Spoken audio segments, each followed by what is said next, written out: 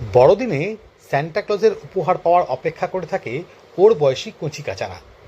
কিন্তু ছোট থেকেই ও বুঝিয়ে দিয়েছিল আর 5টা সাধারণ মানুষ সে নয়।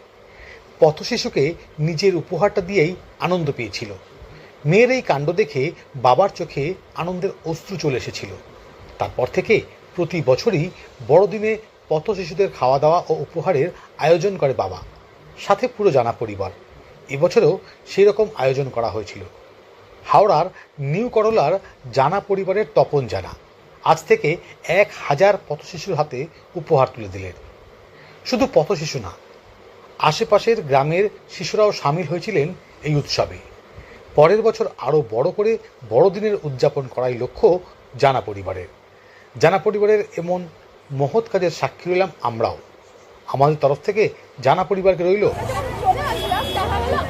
আরো বাচ্চারা তারা দৌড়ে আসে।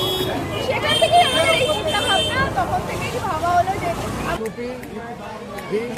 একটা করে হাসি বা বল বা বাচ্চাদের কাঠ এইসব ধরনের কিছু খাবারের মধ্যে থাকে, আদাবল্লবী থাকে, আলুদম থাকে, মিহিদানা থাকে, কেক থাকে। এটা মোটামুটি 15-16 বছর চলছে। আগামী দিনে ওনার ইচ্ছায় যতদিন জানাতে দেবেন ততদিন আমি জানাবো। সবই আপনার নাম।